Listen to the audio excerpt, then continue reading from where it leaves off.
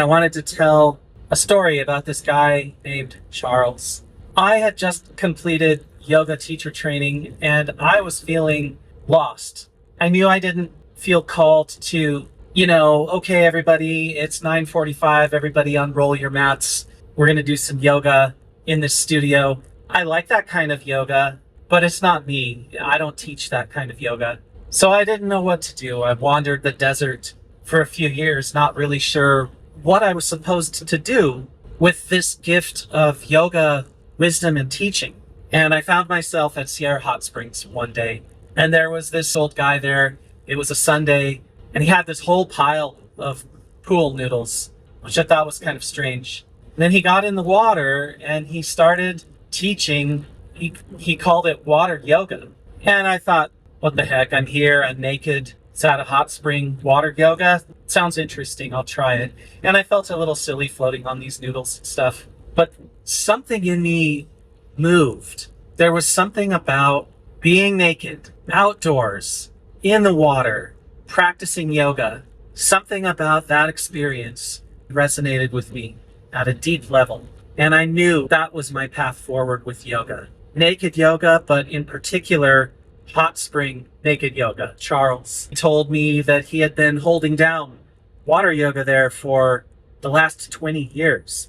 And I asked him, do you provide any teacher training? That began a years-long friendship between the two of us, where I would show up every Sunday as his understudy.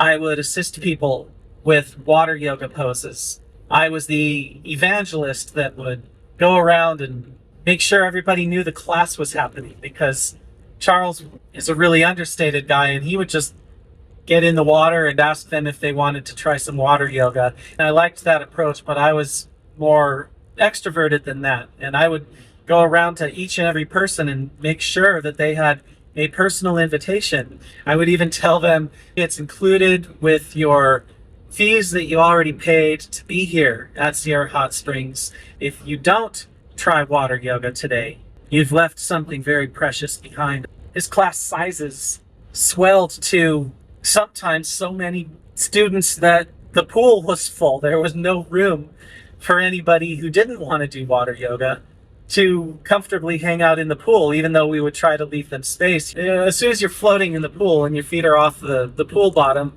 it turns into bumper yoga, and everybody's floating around. It's hard to control where you go. So if you're not participating in that, it gets a little crowded feeling. And Charles wanted to retire. He wanted to retire back in, 2020 maybe, sometime before COVID. And so eventually, after I logged all of my student teacher hours, he felt ready to pass the baton to me. So it was just serendipity, great timing. I didn't plan for that at all. I'd still be happy to be the assistant, to be the understudy there, just to watch the kind of gifts and benefit that people get from water yoga. So Charles passed the baton to me, and then, I'm not even exaggerating this, the very next class, when I was supposed to take over and teach water yoga, the springs closed for COVID. And the whole thing went on hiatus, and I didn't know if it was going to come back ever again. And so I wandered the desert for another couple of years, unsure of what this experience was that I just had and how I was supposed to carry it forward. I tried hosting some terrestrial naked yoga, but you can imagine how that went. Without a sacred space, without a sacred container, it's really hard to practice naked arts. Once all the COVID closures lifted, I did return as the head yoga instructor, and Charles retired. People would ask where Charles was, and we thought it might be fun for him to come back and make a guest appearance, a triumphant return, to teach water yoga every once in a while, because everybody missed Charles. But Charles became too ill, and we never did get him back for a guest teaching spot. And some time ago, Charles passed quietly in his home. And now I really feel the full measure, his responsibility, and preserving not only the art of water yoga, but also preserving the tradition of healing arts at Sierra Hot Springs. I miss the place dearly. I'm worried for its future, but it's for sale now, and I think there's something that we might be able to do together.